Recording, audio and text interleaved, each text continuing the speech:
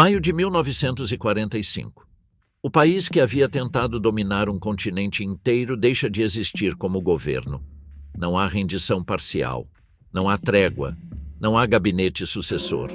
Os 4 vencedores, Estados Unidos, a União Soviética, Grã-Bretanha e França, fazem algo que nenhum poder havia feito antes com uma nação de 70 milhões de pessoas. Tomam-na inteira, de cima a baixo, prefeitura por prefeitura, escola por escola, e a administram como se fosse sua. Imagine 70 milhões de pessoas acordando uma manhã sem Estado, sem polícia própria, sem moeda na qual confiar, sem governo ao qual reclamar nada. Apenas soldados estrangeiros, mapas com novas linhas traçadas a lápis sobre seu território, e a pergunta que vai perseguir cada um deles durante anos: o que você fez entre 1933 e 1945? Esta não é uma história sobre o final da guerra. É sobre o que vem depois, que quase ninguém conta. Sobre cidades inteiras reduzidas a escombros e mulheres violentadas a centenas de milhares. Sobre crianças que comem casca de pão molhada em água porque não há outra coisa. Sobre carrascos com álibis perfeitos e burocratas honestos acusados sem provas. Sobre um país dividido em 4 pedaços que, em menos de 5 anos, vai se converter no primeiro campo de batalha de uma guerra diferente, fria, que vai durar outras 4 décadas. Isto aconteceu. Está documentado em arquivos dos 4 exércitos ocupantes, em diários privados, em atas de julgamentos, em cartas que nunca chegaram ao seu destino porque o carteiro também havia desaparecido. Isto é o que aconteceu com a Alemanha depois de Hitler. 12 de janeiro de 1945. Ao longo de uma frente de vários centenas de quilômetros, entre o Mar Báltico e a Floresta Boêmia, mais de 2 milhões de soldados soviéticos lançam a ofensiva que vai terminar com a Alemanha. Superam em número o grupo de exércitos alemão por 5-1, em tanques por 6-1, em artilharia a mesma proporção, em canhões autopropulsados 4-1. O Exército Vermelho avança entre 30 e 40 quilômetros diários. Cidades históricas como Königsberg, capital milenar da Prússia Oriental, com 300 mil habitantes antes da guerra, e Breslau, capital da Silésia, com 650 mil, ficam cercadas em questão de semanas. O que se desencadeia ao leste do rio Elba é, segundo descrevem historiadores contemporâneos, o maior movimento de população na Europa desde a queda do Império Romano. Milhões de civis, mulheres, crianças, idosos, porque quase todos os homens adultos estão mortos ou na frente, abandonam seus lares com o que podem carregar em carros e carroças rumo ao oeste, sob temperaturas que chegam a 20 graus abaixo de zero e que não vão remitir até finais de março. O ódio que impulsiona o exército soviético não é abstrato. 25 milhões de soviéticos morreram em combate, massacrados ou deliberadamente esfaimados em uma guerra de agressão que a Alemanha escolheu travar sem as mais mínimas regras de humanidade. Quando os soldados russos cruzam finalmente a fronteira e descobrem que os alemães, o suposto povo sem espaço vital suficiente, viviam em fazendas prósperas, com gado, pomares e macieiras, a fúria se intensifica. Um soldado soviético, segundo o testemunho recolhido de um oficial, pergunta ao seu capitão como deviam tratar essa gente. Estavam bem alimentados, tinham gado, pomares e macieiras, e invadiram a nós. Por isto, capitão, deveríamos estrangulá-los. Uma jovem de 16 anos, Katerina Eliger, originária da Alta Silésia, foge com sua mãe para o condado de Glatz, na Baixa Silésia. No caminho, uma noite, chegam a uma fazenda afastada. Dentro há luzes acesas. Ao redor de uma mesa redonda de carvalho, 6 ou 7 pessoas estão de joelhos, completamente imóveis, com a cabeça caída para a frente. Ao se aproximarem, descobrem que foram pregadas à mesa pela língua. Mais tarde, descobrem que vizinhos eslavos da zona, haviam passado por ali buscando vingança contra os alemães locais. O detalhe do prego na língua, segundo interpretam os historiadores, parece uma represália simbólica contra o idioma da antiga raça superior, tanto quanto contra os corpos. Um jovem alferes da Wehrmacht, de uma família silesiana destacada, descreve o que encontrou sua unidade de Panzer ao recuperar temporariamente um povoado sudeto. O que encontramos ali não pode ser descrito facilmente com palavras. Casas cheias de mortos, homens enforcados, mulheres violentadas vagando meio enlouquecidas pelas ruas, crianças com o ventre aberto. Se sou honesto, devo dizer, isto é algo de que se reprimiu a lembrança. O mesmo jovem, demasiado jovem para ter servido na frente oriental, pergunta-se depois o que haviam feito os alemães lá para que tantos soldados russos agissem com essa fúria bestial. No porto de Königsberg, desenvolve-se uma evacuação que alguns historiadores comparam com Dunkerque. Mais de 1.000 embarcações, militares e civis, conseguem tirar centenas de milhares de refugiados pelo Báltico congelado. Mas a operação tem um custo que a converte na maior catástrofe marítima da história. Um submarino soviético afunda o Wilhelm Gustloff, um antigo cruzeiro de passageiros sobrecarregado de refugiados, batizado com o nome de um líder nazista suíço, assassinado em 1936. Morrem 8.000 pessoas, a imensa maioria civis. 8.000 mortos em um único afundamento, em uma única noite, em um mar que já estava congelado. Breslau, em contrapartida, não tem saída para o mar e sua defesa é, segundo descrevem os historiadores, completamente inútil do ponto de vista militar. O Gauleiter Karl Hanke, de apenas 42 anos, ex-subsecretário do Ministério da Propaganda e suposto amante da esposa de Goebbels, proíbe a evacuação civil até que já é demasiado tarde. Desde finais de março, crianças de apenas 10 anos e mulheres grávidas são obrigadas a trabalhar em turmas sob fogo inimigo, construindo barricadas com edifícios dinamitados. A construção forçada de uma segunda pista aérea em pleno centro da cidade, que termina sendo usada por apenas um punhado de aviões, custa, segundo as cifras mais citadas, até 13.000 vidas civis apenas nesse projeto.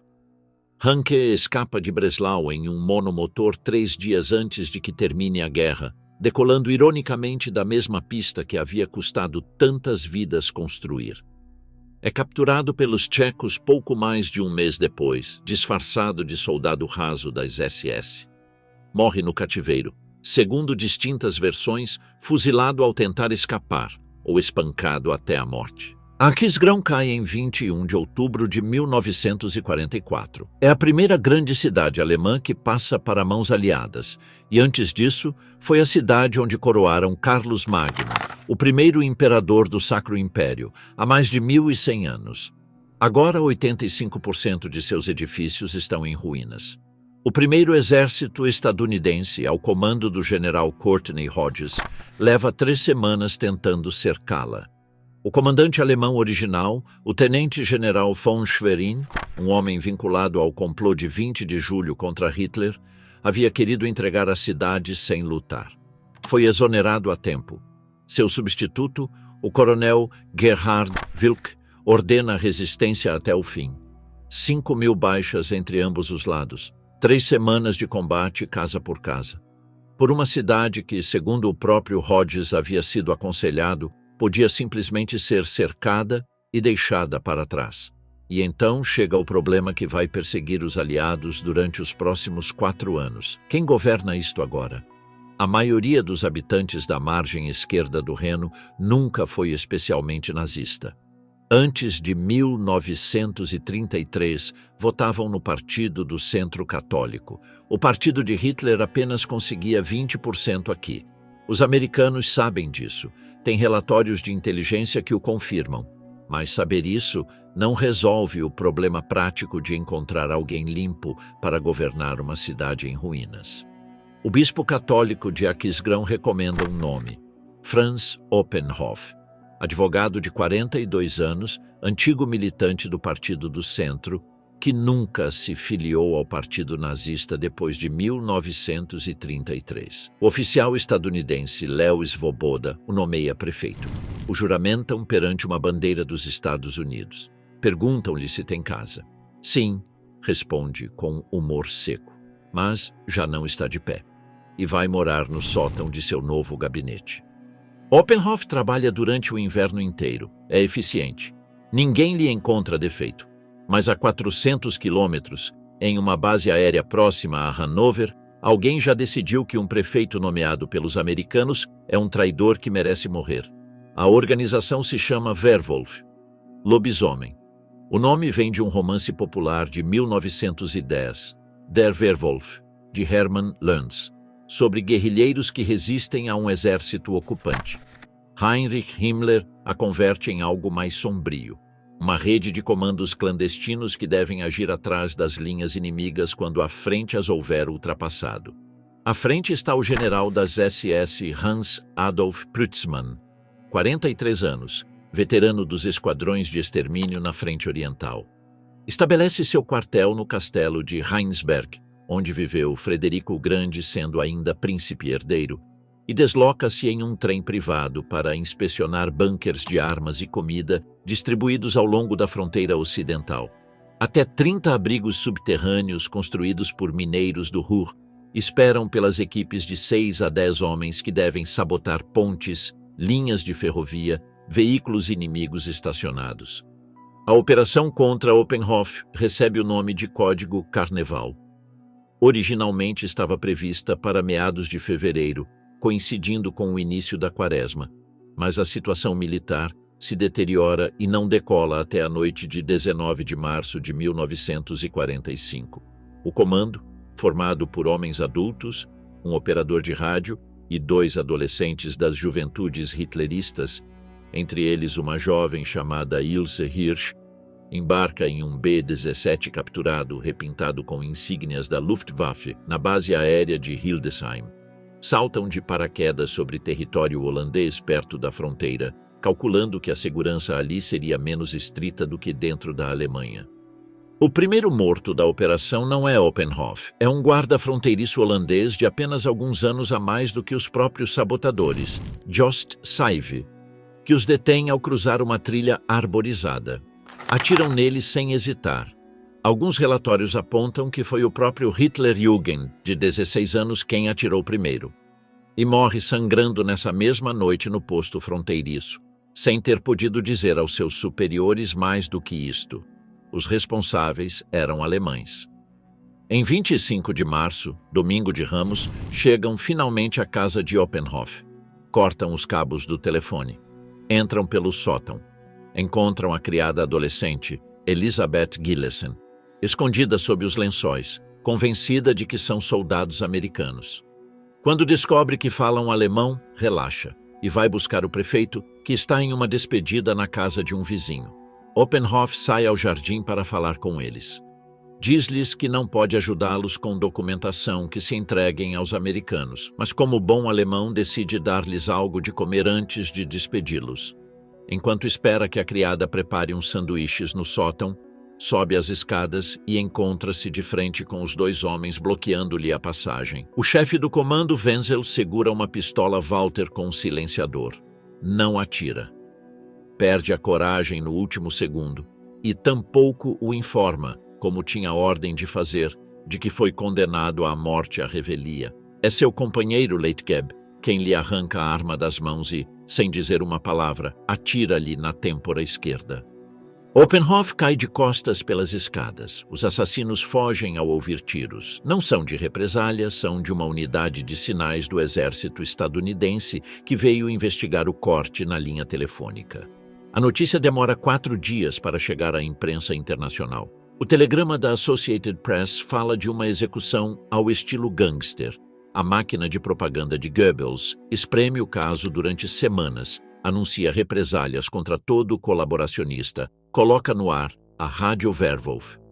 Mas o próprio Goebbels escreve em seu diário, nesses mesmos dias, que em algumas zonas da frente ocidental a população recebe os americanos com bandeiras brancas, que algumas mulheres abraçam os soldados inimigos, que as tropas não querem continuar lutando. Ilse Hirsch e o resto do comando fogem separadamente após o assassinato.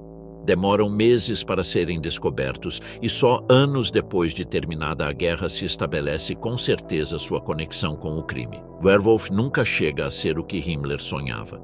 É uma organização órfã desde o princípio, sem comando próprio, deliberadamente isolada da burocracia central das SS, dependente de ordens especiais que quase nunca chegam. O assassinato de Oppenhoff é, na realidade, seu sucesso mais retumbante e quase o único, mas deixa uma marca. Demonstra aos vencedores algo de que vão se lembrar durante toda a ocupação. Nomear um alemão limpo para governar outros alemães não garante nada, nem sequer garante que continue vivo. Não todos os inimigos da ocupação levavam pistola. No pequeno povoado medieval de Monschau, ocupado pelos americanos desde 14 de setembro de 1944, vivia uma adolescente de 17 anos chamada Maria Biergans, membro entusiasta da Liga das Moças Alemãs, o ramo feminino das juventudes hitleristas.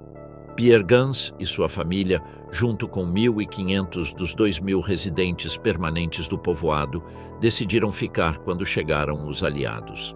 Durante a ofensiva das Ardenas, o grosso do avanço alemão passou apenas a alguns quilômetros ao sul. Durante um tempo, houve combates nas próprias imediações do povoado. Mas Monschau permaneceu em mãos estadunidenses. Os serviços de contra-inteligência americanos a descobrem quando a veem falar na rua com um jovem líder das juventudes hitleristas, momentos antes de este ser preso por sabotagem. Revistam seu quarto, encontram seu diário.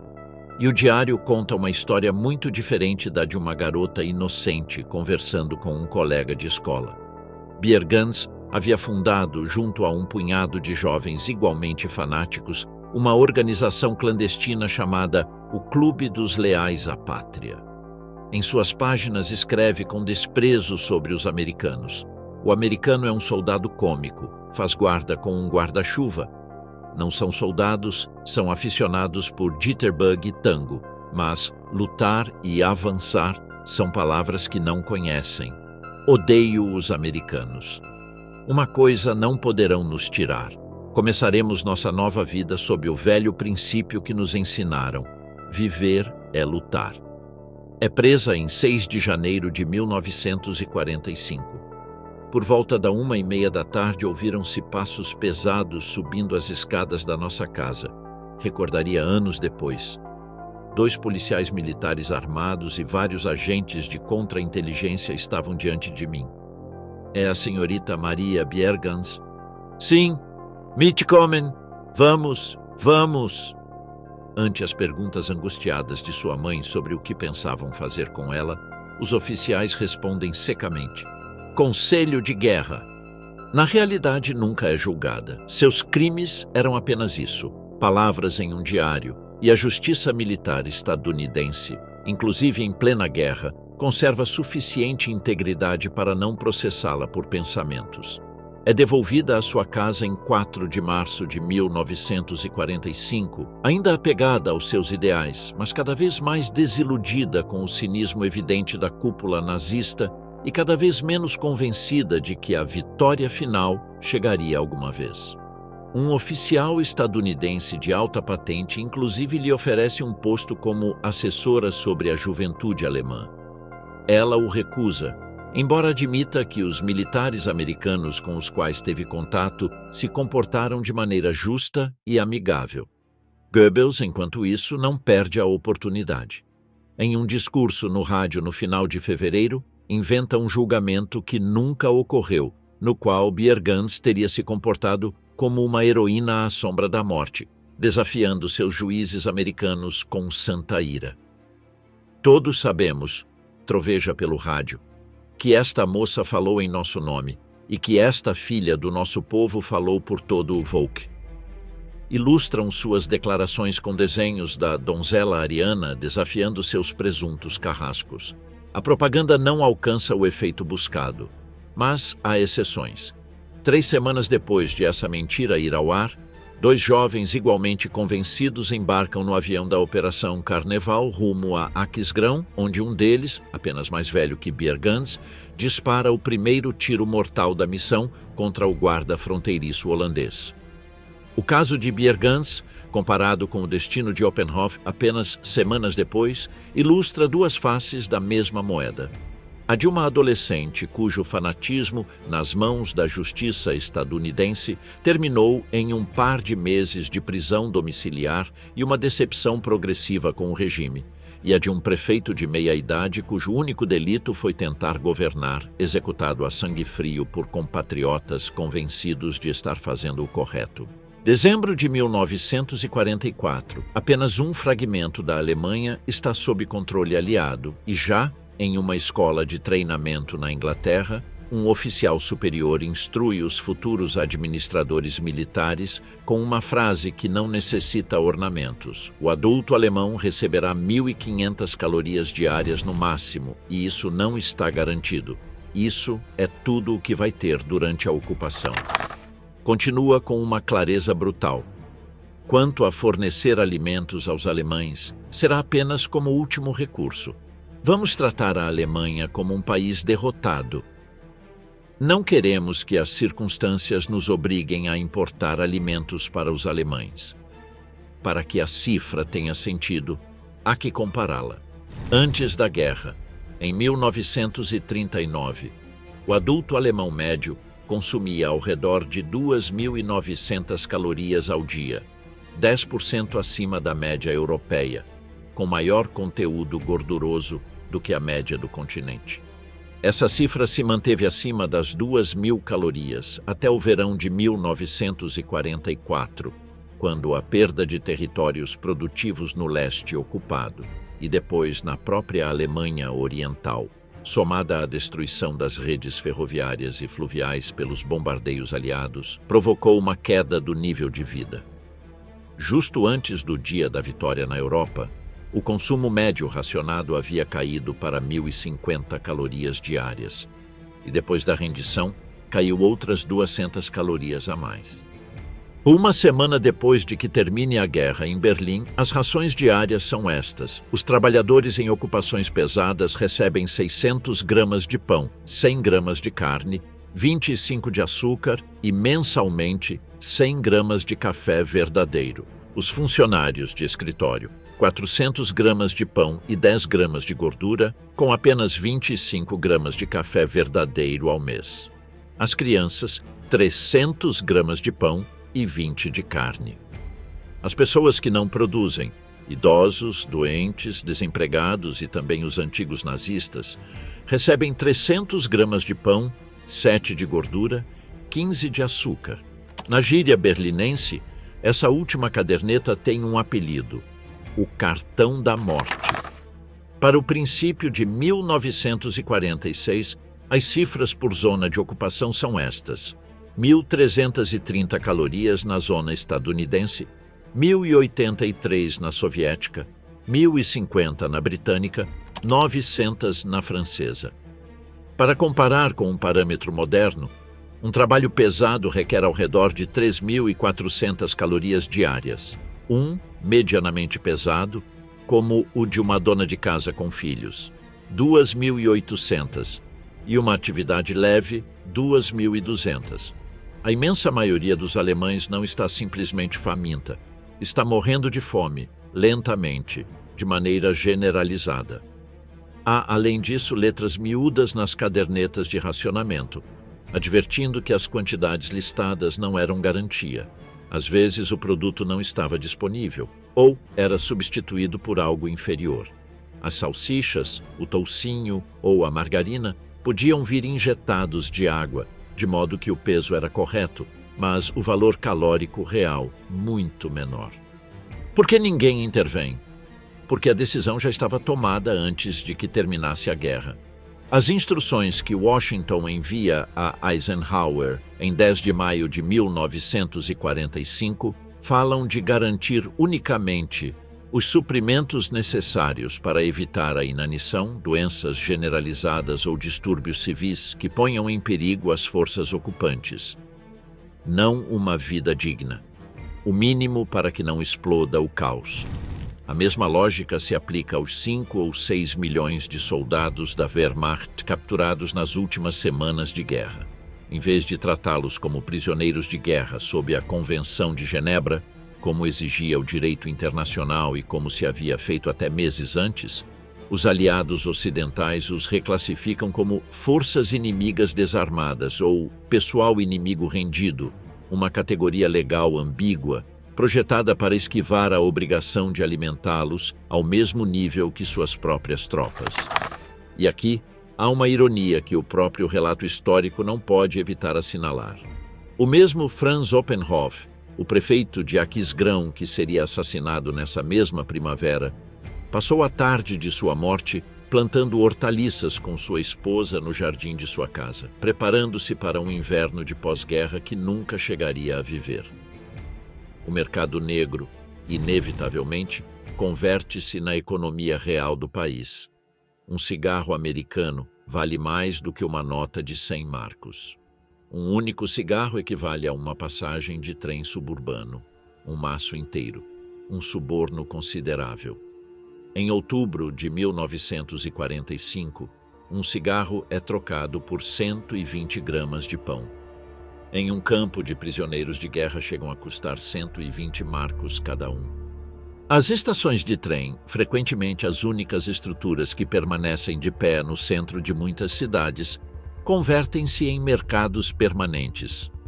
Ouvem-se ofertas de manteiga, banha, farinha, café, chocolate, joias.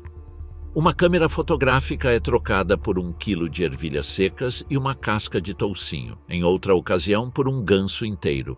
Há batidas policiais constantes. As pequenas são feitas pela polícia alemã, focadas em prostitutas a quem examinam em clínicas e devolvem à estação com um certificado de caça limpa. As grandes batidas são feitas pelas polícias militares estrangeiras, e quem cai passa a noite em uma cela sem que ninguém considere isso uma desonra, porque nesses anos há demasiados alemães presos por razões igualmente inocentes. No inverno de 1946 a 1947, até 60 mil alemães, em sua maioria idosos, morrem de frio e fome. É então quando o general estadunidense Lucius Clay envia uma mensagem urgente a Washington. Não há esperança de introduzir a democracia em uma população que está morrendo de fome. A ajuda chega tarde, mas chega. A organização Kralog distribui 30 mil toneladas de alimentos para o começo de 1947. Em abril de 1946, soma-se a CARI e nasce o pacote que ainda hoje leva seu nome. Apenas em 1946, distribui-se 1.900.000 unidades. Mas antes disso, durante quase 2 anos, a pergunta que define a sobrevivência diária na Alemanha não é política, nem moral, nem ideológica. É muito mais simples e muito mais brutal. O que vou comer hoje? A cada adulto alemão entregam um papel, chama-se Fragebogen, questionário, Nele deve responder com sinceridade sobre seu passado político, sua afiliação, suas atividades durante 12 anos de ditadura.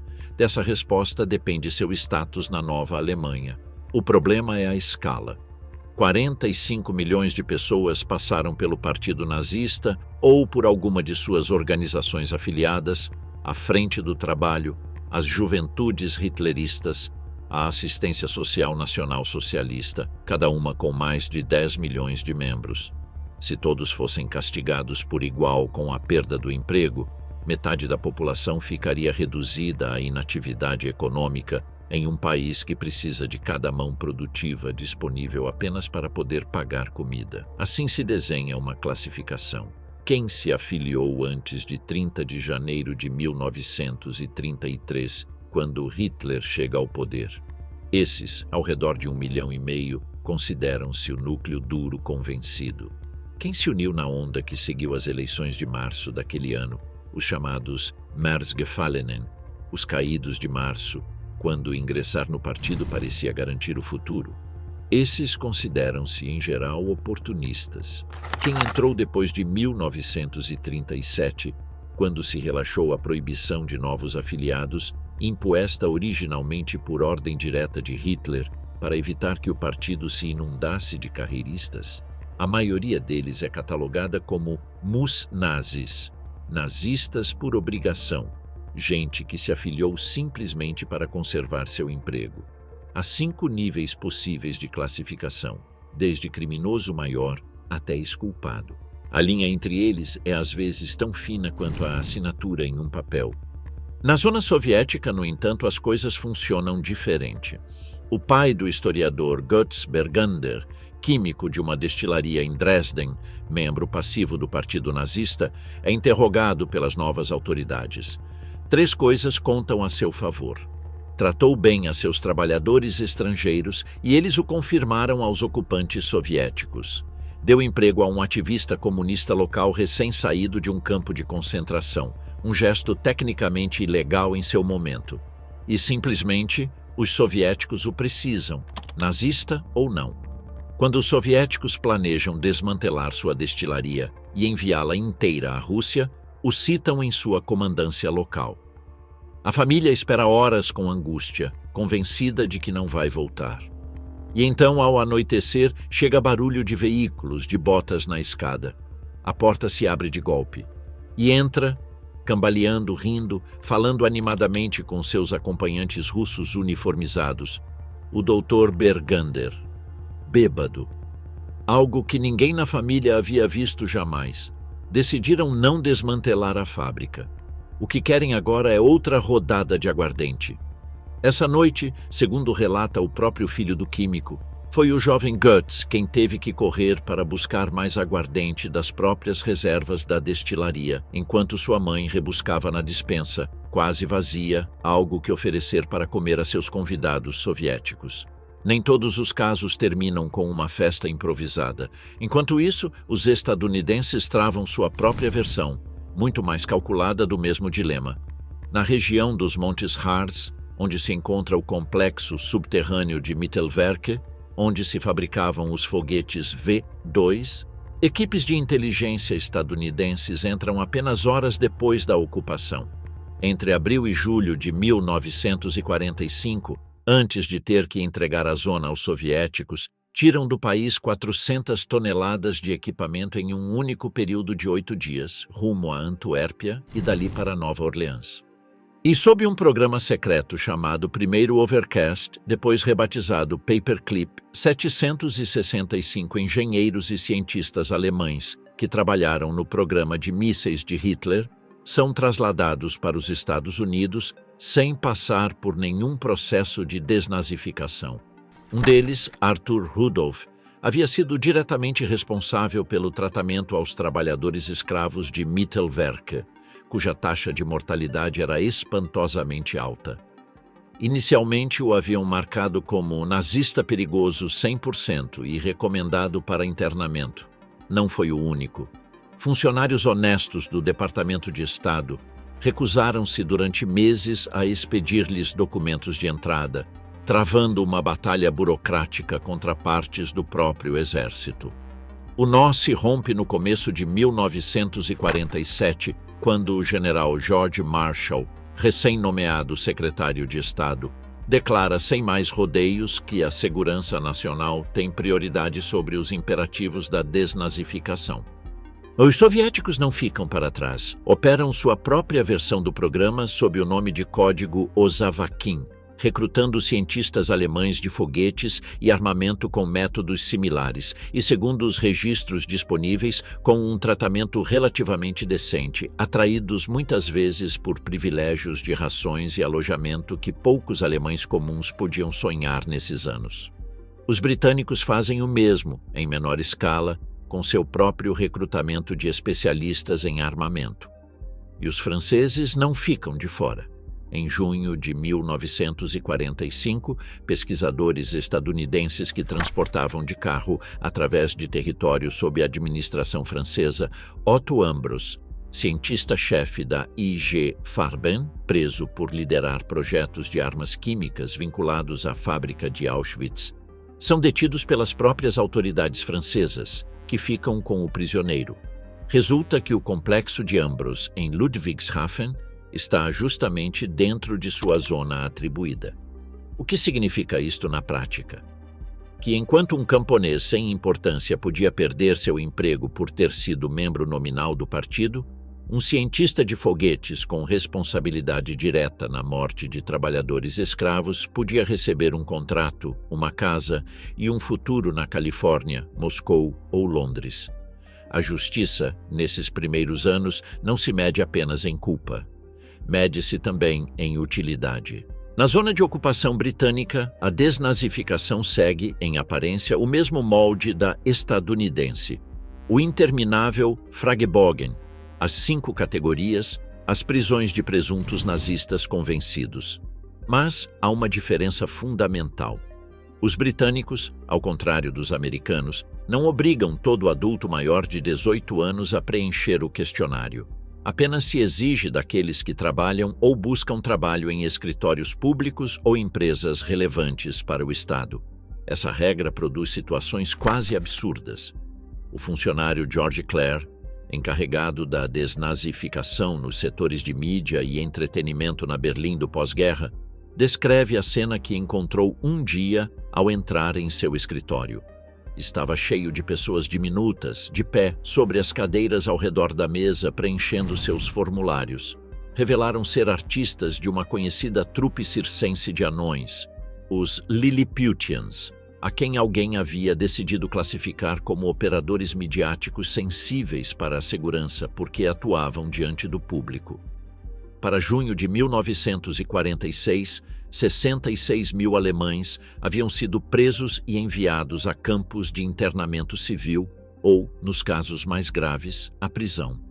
Em um único mês, 24 mil foram libertados, deixando 42 mil ainda detidos. 500 chegaram a julgamento. Durante os mais de 2 anos posteriores ao fim da guerra na Europa, os britânicos avaliaram 2 milhões de Fragebogen e excluíram de cargos públicos cerca de 350 mil alemães. A inconsistência, no entanto, resulta notável. Na província de Oldemburgo, sob controle britânico, 41% daqueles que trabalhavam na produção e distribuição de alimentos foram demitidos por seus antecedentes nazistas, igual a 31% dos funcionários ferroviários e 30% dos trabalhadores postais. Um comerciante de batatas da zona do Reno do Norte, Paul Kisterman, considerado pelos próprios britânicos como essencial para a distribuição de alimentos em sua comunidade semi-rural em plena escassez, perde sua licença por seu passado nazista. As consequências para a população local, como admitem os próprios documentos britânicos, foram imediatas e negativas. E, em contraste quase suspeito, apenas 9% dos professores e 8% dos policiais foram destituídos nessa mesma província, apesar de ambas as profissões terem a fama de ter sido especialmente nazificadas durante os 12 anos de regime. Mais grave ainda é o que ocorre em Bad Nenndorf, um antigo balneário elegante perto de Hanover. Em junho de 1945, os britânicos abrem ali o Centro de Interrogatório Combinado número 74, instalado em um hotel com banhos de lama, cujas salas antes destinadas a curas termais são agora celas com portas de aço. A intenção inicial é interrogar suspeitos de atividades nazistas ou das SS que pudessem resistir à ocupação. Em pouco tempo, converte-se em um centro de tortura, utilizado primeiro contra ex-nazistas e, surpreendentemente cedo, considerando que os soviéticos haviam sido aliados até há pouco, também contra presuntos agentes comunistas. Os internos são submetidos a frio extremo, espancamentos, privação de sono, ameaças contra suas famílias, fome e inclusive instrumentos de tortura como parafusos de polegar e parafusos de tíbia. Alguns pesam menos de 45 quilos quando os investigadores finalmente acedem ao centro. 3 morrem pelas privações sofridas. O estranho é que muitas das vítimas nem sequer eram alemãs. Uma, supostamente francesa, revelou ser um agente de inteligência russo. Outras eram alemães que haviam fugido da zona soviética e, horrorizados pelo que haviam visto, ofereceram-se para espionar para o Ocidente. Torturaram-nos para comprovar se sua deserção era genuína. Um detido que havia passado previamente 2 anos em custódia da Gestapo declarou depois: "Nunca nesses 2 anos sofri um tratamento como este." O escândalo só vem à tona quando a morte de um interno e a grave doença de outros, em janeiro de 1947, obrigam Londres a enviar um inspetor de polícia. O resultado é a cobertura midiática, o fechamento do campo e um conselho de guerra. O comandante do centro, o coronel Robin Stephens, apelidado de Olho de Lata, veterano da divisão de Peshawar do exército indiano, convertido em oficial do M-5, é processado junto a vários de seus interrogadores. A história completa só se torna pública no século XXI, graças à Lei de Liberdade de Informação britânica. Apenas 3 meses depois de se fechar Bad Nenndorf, abre-se perto de Gütersloh um novo centro de interrogatório, desta vez não para nazistas, mas para suspeitos de espionagem soviética. A maioria dos interrogadores empregados havia trabalhado antes em Bad Nenndorf. A política industrial britânica segue um padrão similar de inconsistência. Em setembro de 1945, quase toda a cúpula diretiva da Krupp é detida e enviada a um campo de internamento. Em 1 de dezembro, prende-se 76 altos executivos de outros gigantes industriais do Ruhr, incluindo Thyssen e Hush. Mas, em paralelo, os britânicos fomentam ativamente a criação de conselhos de fábrica controlados por sindicatos, uma medida que choca com sua própria cautela inicial diante de qualquer estrutura que pudesse desestabilizar o status quo econômico de sua zona. A zona francesa é, das 4, a menor. Menos de 6 milhões de habitantes em um território com forma de ampulheta colado à Alsácia e Lorena, governado a partir da elegante cidade balneária de Baden-Baden. Seus povoados, salvo Coblença, sofreram relativamente pouco dano físico comparado com o resto da Alemanha, e suas terras, incluindo os célebres vinhedos do Reno Médio e do Mosela, são agricolamente ricas. A França não havia participado do acordo entre as 3 grandes potências de aceitar refugiados expulsos do leste de forma ordenada e humana, assim que simplesmente se recusa a recebê-los. Durante o inverno de 1945 a 1946, milhares de refugiados que já viviam em territórios sob administração francesa, alguns desde meses atrás, com emprego e raízes, são colocados em trens e enviados para as zonas vizinhas, principalmente para a britânica. Para além da simples recusa em saturar sua zona com refugiados que precisariam de comida e moradia, os franceses têm um plano próprio: manter relativamente homogênea sua parte da Alemanha, fomentando o separatismo do Reno Meridional em relação ao resto do país. Quando os protestos britânicos e americanos os obrigam a aceitar alguns refugiados no final de 1945, os franceses asseguram-se de dar preferência aos católicos, evitando assim que ondas de protestantes prussianos alterem o caráter religioso de suas províncias. Em dezembro de 1945, o presidente do governo alemão para o distrito de Coblença escreve aos seus superiores franceses uma declaração que resume sem rodeios a lógica por trás desta política. O caráter católico da região ver-se-ia diluído pelo reassentamento de alemães orientais, majoritariamente protestantes, e isso resultaria muito indesejável, dada a relação com a França católica. Além disso, adverte, entre essa maré de refugiados, chegariam inumeráveis nacional-socialistas de todos os matizes, que atuariam em segredo como portadores das ideias hitleristas. O preconceito contra os refugiados do leste não é exclusivo dos franceses. Em muitas zonas rurais do oeste e noroeste alemão, silésios e prussianos orientais são tratados com desprezo, chamados desdenhosamente de polacos ou russinhos, mas apenas na zona francesa as próprias autoridades ocupantes colaboram ativamente com esse preconceito. Para os franceses, igual aos britânicos, A desnazificação é, antes de tudo, uma questão de segurança, agravada por uma longa fronteira compartilhada com a Alemanha e séculos de invasões mútuas. Uma preocupação geográfica que não compartilhavam nem os soviéticos, com seu novo cordão de estados satélites, nem os britânicos do outro lado do canal, e muito menos os americanos, separados da Europa por 5.000 quilômetros de Atlântico. O histórico francês em relação aos prisioneiros de guerra alemães tampouco resulta ilibado.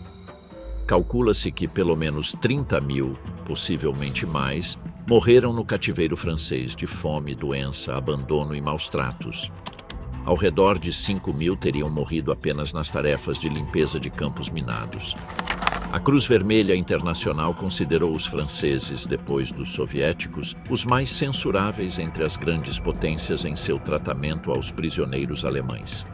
Em abril de 1945, além disso, as tropas francesas que avançam pelo sudoeste alemão cometem episódios de estupro e pilhagem documentados em seu próprio avanço. E há um incidente diplomático que ilustra até que ponto a França estava disposta a levar seus interesses. Em 21 de abril de 1945, as tropas francesas ocupam Stuttgart, capital de Württemberg, atribuída formalmente à zona estadunidense, e recusam-se a evacuá-la, apesar de uma ordem direta do general estadunidense Devers à sua contraparte francesa, o general Delattre de Tassigny. Charles de Gaulle parece ver a cidade como uma peça de negociação útil. Apenas em 8 de julho, depois de Eisenhower ameaçar cortar-lhes todo o suprimento, os franceses finalmente se retiram. Se há um episódio que condensa a violência das expulsões massivas de alemães do leste, é o que ocorre em Brno, na Tchecoslováquia, na primavera e no verão de 1945. Antes da Primeira Guerra Mundial, Brno era considerada quase um subúrbio de Viena. Apesar da migração prévia, conservava 60.000 habitantes de língua alemã quando o Exército Vermelho entra na cidade em 25 de abril de 1945. Seguem-se, segundo os testemunhos recolhidos, as cenas habituais de estupro e violência. Na manhã seguinte, todos os alemães devem apresentar-se para trabalhos forçados. Os partisãs tchecos estabelecem seu quartel no Colégio Kaunitz, onde espancam e torturam os alemães mais destacados da cidade, obrigando-os em ocasiões a caminhar de 4 e latir como cães. Uma enfermeira da Cruz Vermelha examina um alemão com feridas indescritíveis nos genitais. Antes de morrer, o homem consegue explicar seu crime. Havia vendido verduras para a Gestapo. Em 30 de maio de 1945, às 9 horas da noite, começa a chamada Marcha da Morte de Brno. É a festa de Corpus Christi, tradicionalmente um dia de procissões solenes, e os alemães da cidade, majoritariamente católicos, não deixam de notar o contraste. 25.000 pessoas têm 15 minutos para fazer uma mala e reunir-se no jardim de um convento onde passam a noite. Ao amanhecer, são despojadas de seus objetos de valor e obrigadas a marchar sob chuva torrencial para um campo em Heigern. Entre os marchantes há idosos de um asilo, pacientes de hospitais, crianças de uma clínica infantil e uma mulher inglesa casada com um nazista local, cujo caso desperta o interesse da imprensa britânica. Os atrasados são espancados com cacetetes e chicotes. Quem não consegue se levantar é fuzilado e seus corpos despojados de roupas e pertences. Uma enfermeira da Cruz Vermelha afirma que já nesse ponto haviam morrido 1.000 pessoas. Outra testemunha eleva a cifra do campo seguinte, em Porlitz, para 1.700 vidas. Uma mãe relata que 2 de seus 3 filhos morreram durante a marcha. As mulheres mais jovens são violentadas pelos guardas em uma fábrica de carros reconvertida em alojamento. Quem ainda pode caminhar é empurrado para a fronteira austríaca, deixando para trás cerca de 6.000 pessoas que terminam amontoadas em silos de grãos. O campo de Porlitz é evacuado em 18 de junho. Entre 60 e 70 pessoas morrem diariamente, em sua maioria de tifo. A alimentação consiste em pão duro e verduras podres. Os soldados russos chegam a cada noite às 7h30 e permanecem até às 2 horas da madrugada, violentando as mulheres, incluindo uma de 70 anos. Quando a enfermeira da Cruz Vermelha tenta proteger uma menina de 11 anos, ela mesma é levada e violentada por 5 soldados.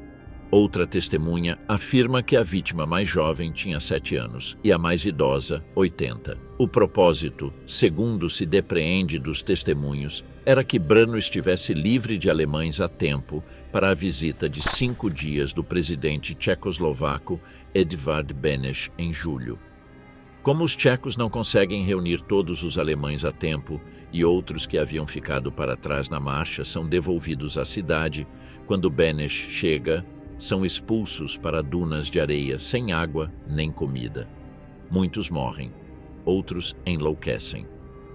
Os primeiros a abandonar Porlitz são os doentes levados e abandonados nos pântanos junto ao rio Thaya, na fronteira austríaca. Ninguém sabia que estavam ali, e segundo a enfermeira da Cruz Vermelha, morrem de fome sem que ninguém os socorra. Os cadáveres são fotografados e aparecem em noticiários na Grã-Bretanha e nos Estados Unidos. Os tchecos respondem alegando que foram os austríacos que os mataram. Há outro massacre em Nikolsburg, onde os corpos de 614 homens são arremessados a uma vala comum.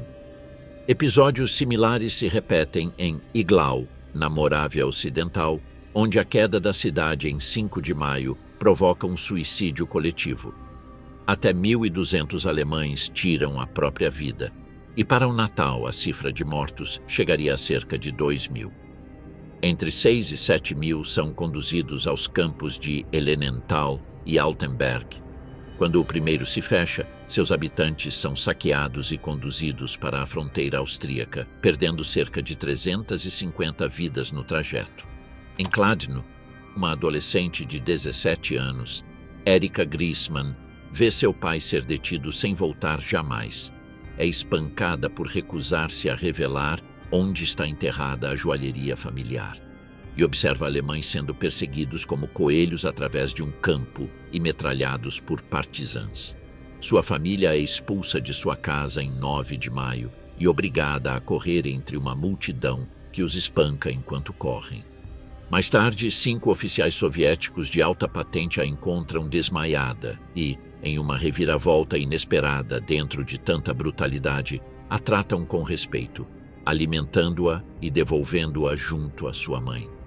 Consegue finalmente chegar à zona estadunidense, depois de um soldado soviético concordar em libertá-la em troca de relógios e anéis entregues pelos feridos alemães que viajavam com ela. O processo inteiro está respaldado por decretos assinados pessoalmente por Beneš desde que regressa à Tchecoslováquia em maio de 1945. Ai, ai, ai, 3 vezes ai dos alemães, vamos liquidá-los, declara pelo rádio em abril, antes inclusive de entrar em seu país. Seus decretos despojam todos os alemães e húngaros de sua cidadania e propriedades. Tribunais improvisados, chamados Cortes Populares Extraordinárias, demoram apenas 10 minutos para julgar um homem e condená-lo a 15 anos de prisão. Ditam-se 475 sentenças de morte oficiais, 30 delas relacionadas com o massacre de Lidice. Para setembro de 1945, há cerca de 100 mil prisioneiros sob este sistema. 89.263 de língua alemã, 10.006 tchecos e 328 de outras nacionalidades. Em 8 de abril de 1945 cai Viena. O Exército Vermelho entra no que Hitler havia chamado de Fortaleza Viena, após uma semana de combate pela próxima Wiener Neustadt. O centro austríaco celebra a chegada como uma libertação, hasteando juntas a bandeira vermelha soviética e a bandeira austríaca. As mulheres da cidade não compartilham esse entusiasmo. Joseph Goebbels já havia advertido o que esperar, e muitos o descartaram como propaganda de terror. Não era. O Exército Vermelho violentou mulheres à sua passagem praticamente em todas as partes onde avançou, incluindo russas e ucranianas próprias. Mas as agressões mais graves e sistemáticas foram cometidas contra as mulheres do inimigo. Primeiro húngaras, depois alemãs e austríacas. As mulheres búlgaras, em contrapartida, livraram-se em parte dos piores excessos, possivelmente por uma certa afinidade histórica entre russos e búlgaros. As mulheres iugoslavas, por outro lado, também foram vítimas apesar de pertencerem formalmente ao mesmo lado aliado. Os historiadores que estudaram este episódio apontam vários fatores que se combinam sem desculpar nada. Propagandistas soviéticos como Ilya Ehrenburg haviam fomentado ativamente o estupro como forma de vingança e, segundo eles, como um fator positivo para o moral. Os soldados haviam visto imagens das vítimas de Majdanek, identificadas então simplesmente como cidadãos soviéticos. Os comandos, em geral, olhavam para o outro lado. Quando o intelectual judeu ucraniano Lev Kopelev tentou proteger uma mulher alemã de um grupo de soldados, foi acusado de humanismo burguês e encarcerado por 9 anos. O próprio Stalin, em uma conversa com o líder comunista iugoslavo Milovan Djilas, desdenhou a importância do assunto perguntando retoricamente se não se podia entender que um soldado que havia cruzado milhares de quilômetros entre sangue e fogo se divertisse com uma mulher. As agressões intensificam, se não diminuem, após 23 de junho de 1945, quando muitas soldadas soviéticas são enviadas de volta à Rússia. Em zonas rurais de Burgenland e da Baixa Áustria, este padrão de violência continua até o final de 1946 ou começo de 1947. Os soldados com maior nível educativo e os mais veteranos, segundo as análises disponíveis, revelam-se, estatisticamente, os menos propensos a participar das agressões. Os procedentes da Bielorrússia e Ucrânia, regiões especialmente devastadas pela invasão alemã, os mais. Berlim não é diferente. As cifras documentadas por médicos e historiadores falam de estupros massivos, em alguns casos repetidos, que afetaram mulheres de todas as idades. Registraram-se casos de vítimas de até 84 anos. Nos hospitais, as próprias enfermeiras eram agredidas enquanto atendiam outras vítimas. O escritor Alexander Solzhenitsyn, que serviu como oficial do Exército Vermelho, escreveu sobre estes fatos em um poema intitulado Noites Prussianas. Depois chega outra etapa, diferente, mais silenciosa. A da sobrevivência diária com tropas de ocupação ocidentais. Em Berlim, uma mochila militar britânica cheia de provisões do refeitório, presunto em lata, queijo, bolos, tinha o poder de compra de 2 cigarros. 4 cigarros de marca podiam alimentar uma Fräulein e sua família inteira.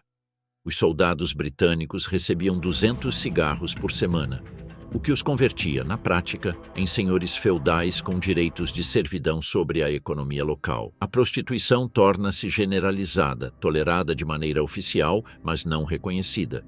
Em Nuremberg, as trabalhadoras deviam registrar-se e passar por revisão médica semanal, enquanto os oficiais do governo militar simplesmente não interviam.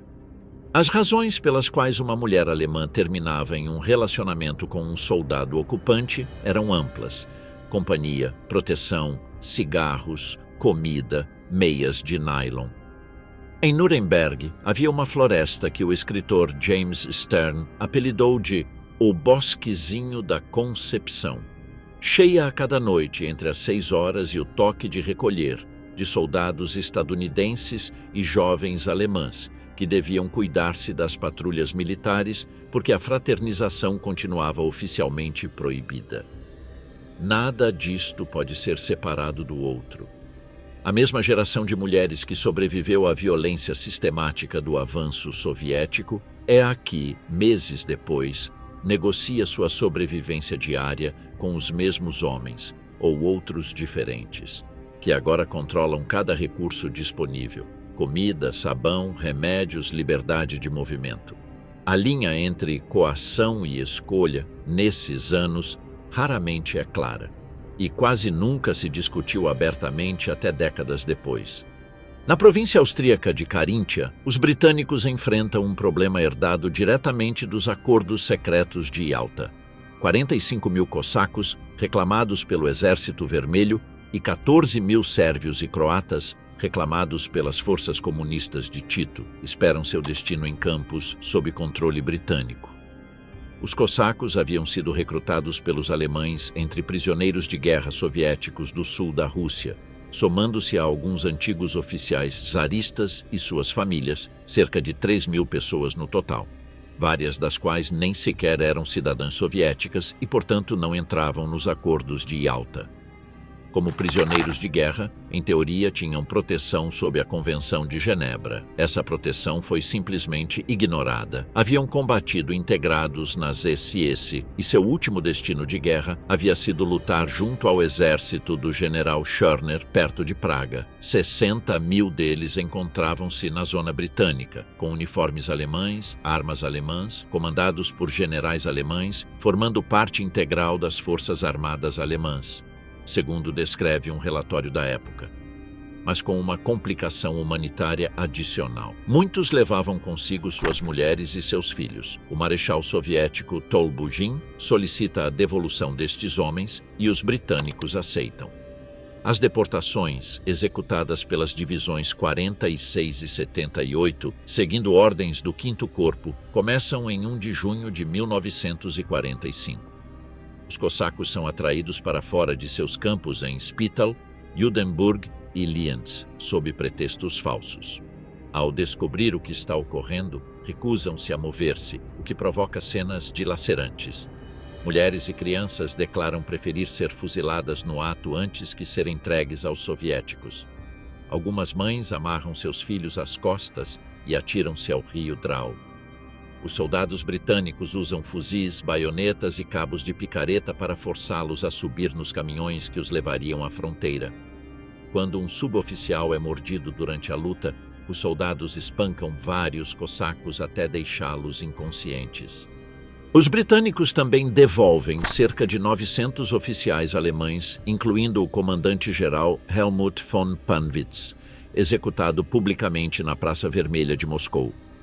Um oficial de inteligência britânico, Nigel Nicholson, resumiria depois o raciocínio que primava entre alguns comandos.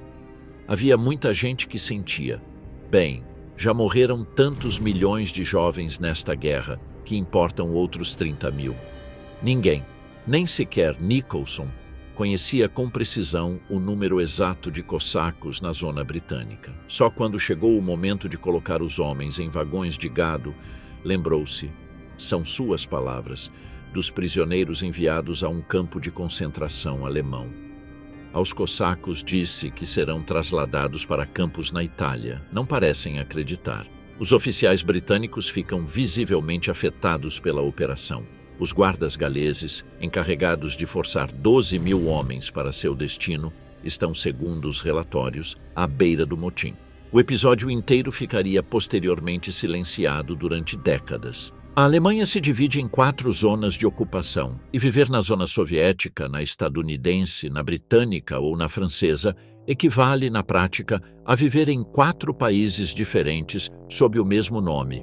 Antes que essas administrações se consolidassem, os Estados Unidos debatem ferozmente o que fazer com o país inteiro. O secretário do Tesouro, Henry Morgenthau, propõe desmantelar toda a indústria bélica e converter a Alemanha em um estado puramente agrário, enquanto o Departamento de Estado e de Guerra, com Henry Stimson à frente, defendem uma política firme mas flexível, que evite condenar o país a uma dependência perpétua.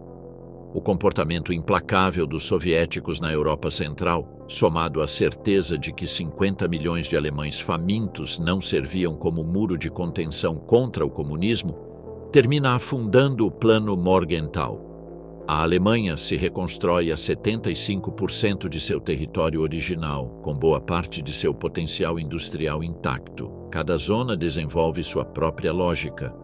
A soviética combina violência e expoliação industrial sistemática com uma flexibilidade pessoal inesperada, quando um comandante decide que precisa de um alemão concreto, nazista ou não. A estadunidense prioriza a eficiência burocrática do Fragebogen, sem perder de vista a competição com Moscou pelo território e pelo conhecimento técnico. A britânica, com recursos exaustos pela guerra, torna-se pragmática por necessidade, embora capaz dos mesmos abusos que em teoria devia erradicar, como demonstra Badendorf. E a francesa, a menor, arrasta uma desconfiança profunda em relação a qualquer estrutura alemã, misturada com um cálculo próprio sobre o futuro do Reno. Sobre as 4 pés, a mesma pergunta: como punir um país sem destruir sua capacidade de funcionar? E as 4 respostas diferentes abrirão, em poucos anos, a fenda que separará a Alemanha em 2 estados durante mais de 4 décadas. Nuremberg, 20 de novembro de 1945. O tribunal, presidido pelo britânico Lord Justice Lawrence, o estadunidense Francis Biddle, o francês Henri Donnedieu de Vabre e o soviético Iola Nikitchenko, único juiz em uniforme militar, abre o julgamento dos principais criminosos de guerra. Göring ocupa o assento número 1, sua última vitória simbólica, enquanto Hess finge amnésia até que confessa sem aviso prévio que mentiu o tempo todo. O promotor Robert Jackson calcula 5.700.000 vítimas judias. Quase todos os acusados negam saber de algo. O testemunho de Rudolf Höss sobre Auschwitz perturba inclusive Göring, que se queixa ante Raeder e Jodl de que o campo arruinou sua defesa e que mais tarde, ao ver testemunhar o chefe de inteligência austríaco Erwin Lahausen sobre o complô contra Hitler, solta: "Esse é um que nos esquecemos de liquidar depois de 20 de julho de 1944. Göring sobe ao tribunal em 13 de março de 1946 e recusa-se a humilhar-se, assumindo inclusive responsabilidades que não lhe correspondem. Afunda-o finalmente uma acusação menor: o fuzilamento de 50 aviadores aliados após a grande fuga. A sentença chega em 1 de outubro, pena de morte para ele, prisão perpétua para Hess. Göring evita enforcamento ingerindo cianeto na noite de 15 para 16 de outubro. Os demais condenados, Ribbentrop, Keitel, Jodl, Streicher, Sauckel, Frick, Rosenberg, Seyss-Inquart, Frank e Kaltenbrunner, são executados nessa mesma noite, com um carrasco que falha a corda de Ribbentrop e um Streicher que grita Heil Hitler até o final. Os corpos são cremados e registrados sob nomes falsos: Göring como Georg Munger, Streicher como Abraham Goldberg. Para que não exista túmulo nem local de peregrinação neonazista, os 7 condenados à prisão são trasladados para Spandau, e com eles se fecha o capítulo mais visível, mas não o mais estendido, da justiça do pós-guerra. Enquanto Nuremberg julga os líderes, em cada povoado alemão avança um processo menos cinematográfico, mas muito mais estendido: a desnazificação cotidiana de milhões de pessoas comuns. Os alemães a apelidam de Persil, como o detergente mais famoso do país, porque bastava apresentar 2 testemunhas dispostas a assinar um certificado Persil para lavar qualquer mancha do passado. Apenas na zona estadunidense, processam-se cerca de 1.600.000 Fragebogen, distribuídas em 5 categorias que tentam ordenar a vida política de toda uma nação sob 12 anos de ditadura. Os interrogadores aprendem logo um truque quase psicológico: perguntar: sentiu-se obrigado a afiliar-se ao partido? Em vez de "foi você membro", disparava as confissões de culpa porque ninguém queria admitir convicção, mas quase todos estavam dispostos a admitir pressão. O processo mina-se por dentro pelas próprias contradições aliadas. O programa Paperclip recruta cientistas de foguetes com promessas de contratos e vida nova. Mas muitos terminam abandonados nas zonas ocidentais, sem trabalho, longe de seus lares do leste, como lembra um professor da Universidade de Jena, que perdeu seu posto, seu salário e 80% de seus pertences sem que nenhuma promessa se cumprisse. Para 1947 e 1948, tanto os testemunhos alemães quanto os relatórios internos aliados coincidem em que a desnazificação havia fracassado em seu objetivo. Não por falta de processos, mas porque a severidade do castigo dependia de fatores alheios à culpa real, o ofício de cada um, seus contatos, o comandante de sua zona e, cada vez mais, se seu caso chegava antes ou depois de que a Guerra Fria começasse a pesar mais do que a justiça retrospectiva. Para 1946, o marco alemão praticamente não vale nada. A verdadeira moeda do país tem forma de cilindro branco. Lucky Strike, Chesterfield, Players. Um único cigarro americano equivale a uma passagem de trem suburbano. Um maço inteiro. Um suborno maior.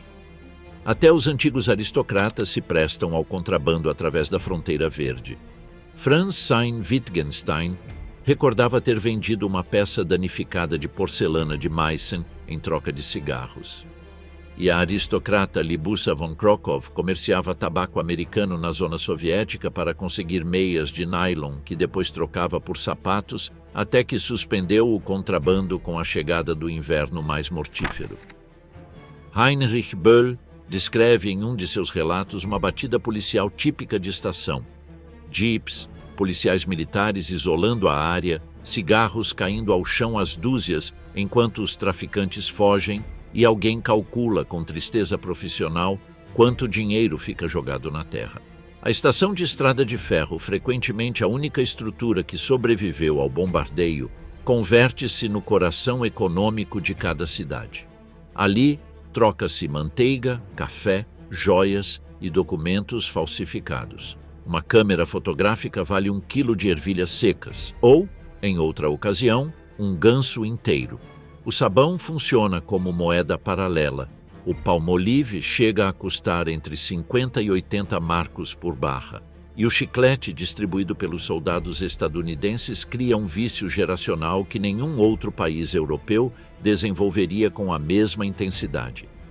No inverno de 1946 a 1947, quando 60 mil alemães morrem de frio e fome, circula inclusive o rumor, nunca confirmado, de um mercado clandestino de bebês do outro lado do Reno. Certo ou não, o próprio rumor revela o nível de desespero. As autoridades respondem com batidas policiais constantes e, em março de 1946, os britânicos lançam na Westfália a Operação Segunda Rodada. 3 dias, 188 equipes móveis, 46 mil veículos revistados, 128 prisões e uma lista de objetos confiscados que vai de 15 mil quilos de batatas a 10 mil pentes. Mas de 160 casos judiciais abertos nesse mesmo mês, apenas 15 terminam em condenação, prejudicados por tribunais alemães sem pessoal suficiente. Um relatório interno britânico resume sem rodeios. O cigarro havia substituído o marco como moeda normal e ameaçava a estabilidade financeira do país inteiro. Quando o general Lucius Clay tenta romper esse domínio proibindo sua importação, na primavera de 1947, já é tarde. Durante quase 3 anos, a economia real da Alemanha mede-se em Lucky Strikes, barras de sabão e quilos de ervilhas secas, não em marcos. Para 1947, algo se tornou evidente, embora poucos o digam em voz alta ainda. As 4 zonas de ocupação já não estão se movendo para um mesmo destino. Estão se movendo para 2 destinos completamente diferentes. A cooperação inicial entre os Estados Unidos e a União Soviética, relativamente fluida nos primeiros meses, quando ainda primava o pragmatismo de oficiais de campo sobre a ideologia das chancelerias, erosiona-se com rapidez. A competição pelo conhecimento técnico alemão, evidente desde o primeiro momento com os cientistas de foguetes e os químicos da IG Farben, é apenas o primeiro sintoma de um processo muito mais profundo. O processo de desnazificação mesmo converte-se em arma da nascente Guerra Fria. Na zona soviética, a prioridade muda. O controle político confiável importa mais do que a pureza ideológica retrospectiva, e comunistas convencidos, sem importar seu passado, encontram caminhos rápidos para o poder na nova administração. Nas zonas ocidentais, especialmente a estadunidense, a prioridade estratégica desloca-se passo a passo de punir o passado nazista para construir um aliado confiável contra o comunismo. As reparações de guerra, que em teoria deviam ser um mecanismo comum acordado entre as quatro potências, terminam funcionando de maneira radicalmente diferente em cada zona. A soviética desmonta fábricas inteiras e envia-as para o leste, vagão por vagão. As ocidentais, especialmente a partir de 1947, começam a investir na reconstrução da economia alemã, conscientes de que um país em ruínas permanentes não serve como muro de contenção diante da expansão soviética na Europa Central. A consequência, em questão de poucos anos, é a fundação de dois estados alemães completamente diferentes.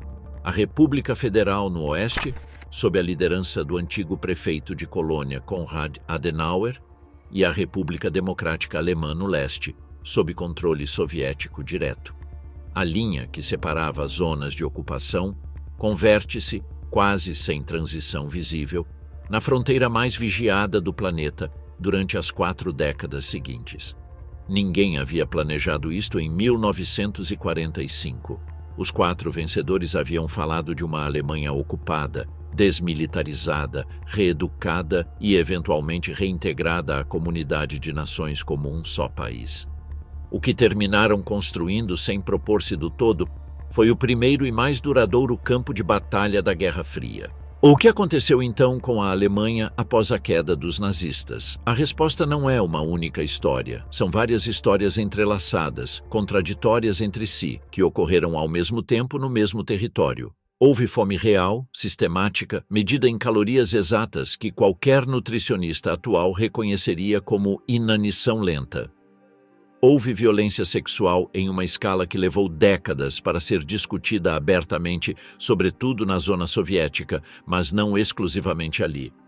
Houve um processo de justiça em Nuremberg que executou os principais responsáveis por um sistema de extermínio industrial, e um processo de desnazificação massiva, muito menos visível, que terminou dependendo em grande medida de relações pessoais, necessidade prática e cada vez mais da conveniência estratégica diante de um novo inimigo que já não levava esvástica, mas sim estrela vermelha. Houve uma economia que deixou de usar dinheiro e começou a usar cigarros, sabão e ervilhas secas como medida de valor real.